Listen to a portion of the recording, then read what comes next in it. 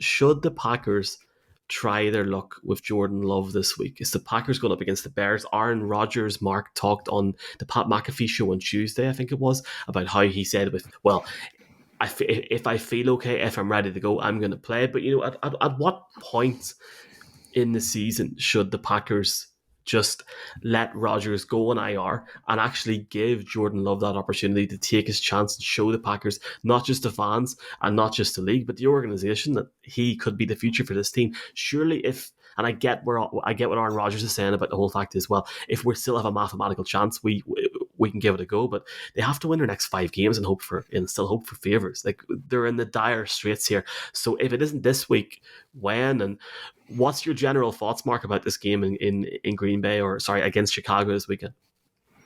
Yeah, no, look, straight off the bat, I don't think there's any point benching Aaron Rodgers. It's like, you gave him the contract. You're going to have to sink a ton of dead money if he's gone rid of. Like, best case scenario, you keep him and he's your 30 million cap hit.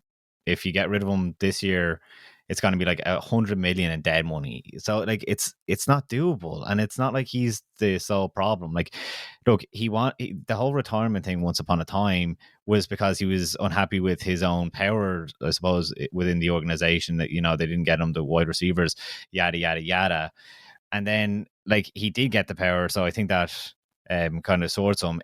If Green Bay didn't think its future was with Aaron Rodgers, you trade him last off season and you get a ton of picks. You don't wait until his market might be gone down a bit because he's not coming off 2 straight MVP seasons, because the price will have gone down after this season, because everyone will just, like, whether his play or not has declined, teams will just be able to point to the numbers and make them work in their favor. So I think if they ever intended of getting rid of him, it would have happened last year. He does turn 39 on Friday, which is, depending on when you listen to this, is either today, yesterday, or tomorrow, I suppose. But I just don't see it. It's like, at the end of the day, what happened with Jordan Love is they prematurely did a very smart move, and they tried to protect their future, because a lot of teams leave it too late to get their quarterback ready, the quarterback of the future ready. But at the end of the day, what did they get out of the first round pick? A quality backup quarterback that gives you a great safety net for the last few years. I think now that Christian Watson has been healthy, that you're able to see some signs of growth, and you can see that offense kind of move. And at the end of the day, at 39 years old, Aaron Rodgers is one of these quarterbacks that has, for the last few years, said that he loves to look after his body, just like Brady does. Brady could be playing into his 46th year next year. Aaron Rodgers will just be 39 entering the season, obviously. So I just don't see it. They have too big of a contract to eat, and I mean, it's Aaron Rodgers. He's an absolute legend. He could play for another few years, and like, where would he happily be traded to? I mean, maybe it's only the Jets. Obviously, the Broncos and all these teams are out of play. The Seahawks go for Aaron Rodgers. I just don't see it, Michael. Michaela, it's really interesting because, first off, for me, I think the Packers will beat the Bears this weekend in Chicago, to be fair. The really interesting thing for fans in Ireland and international fans in general is the Packers obviously completed the set in London this year and went abroad for the first time ever and played internationally. It was a good game for the neutral, but it didn't end well for Green Bay. They now, Michaela, have a late bye. The bye is next week. That's a very, very late bye to end the season. You could a 4-game stretch after that to try and get a run together. The thing for me, Michaela, is potentially you've got the Rams week 15 there after the bye for the Packers on a Monday night. If they don't win this weekend and they do play Aaron Rodgers, I think then that is the time where you give Jordan Love those 4 games and you actually almost have that trial period where you can see exactly if he is the guy for this organization. I think that's important. I mean, I support a team at the minute where the quarterback's not playing well, and there's a hell of a lot of money in behind that contract.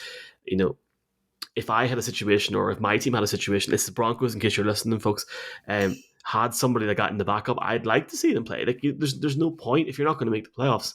What's the point? What's your thoughts on this whole situation, and do you think the Packers are winning something? I think I understand what Mark's saying about the money. They did give Aaron Rodgers a big contract. Obviously, he's like the reigning MVP and stuff. But the thing about Rodgers is that he brings a lot of unwanted attention to the Packers. It's always drama. Like, the most recent thing is he asked Deshaun Kaiser if he believed in 9/11. That's just like, that is so disrespectful. I think, like, he's just constantly drama surrounding this guy recently, especially since COVID. I think that's kind of when it started happening and people just started disliking him.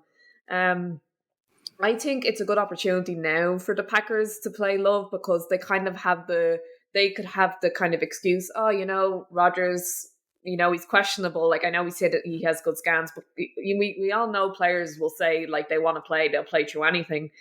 So I think it'll be good for the Packers. All right, Rodgers, we're going to rest you and we're just going to play Love, like, because it's the Bears. Like, it's not like a very tough team. So I think, they should just go at Love for this game, because like Rodgers is a little banged up, so it's a good excuse to put in Love and not kind of get a lot of backlash, because they have a good excuse. It goes back to Mark. I guess we will move on from this topic very quickly, because we can talk about this for the next half an hour. But it goes back to that whole power dynamic, doesn't it? That Michaela's mentioned there. If you do start Love, then Rodgers will probably lose the head, and the whole thing will just go mad.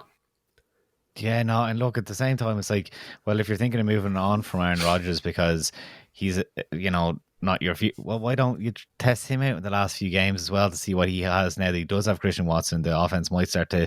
So there's kind of two sides to it. I 100% agree with Michaela that, like, we all took a disliking, and me included. He was my number one wanted to watch quarterback until the COVID stuff came out, and you got too much. Like, look, the Pat McAfee thing, if you're a fan of Aaron Rodgers, has been the best thing in the world, because you get him once a week. He's able to get ahead of storylines like this and plant into the team's head. He's like, look, I'm telling them that I'm healthy and I can play, and I'm playing, and I have the whole week. There's no, mincing this throughout the week. Oh, Aaron Rodgers questionable. Oh, he wasn't seen in the open part of practice. He got ahead of it and he said, I'm able to play. And he's basically saying, no, I don't want the Jordan Love. So exactly what you're saying there about if you were to play Jordan Love, would Aaron Rodgers be unhappy? Absolutely. And that's exactly why he went on to Pat McAfee and got ahead of this.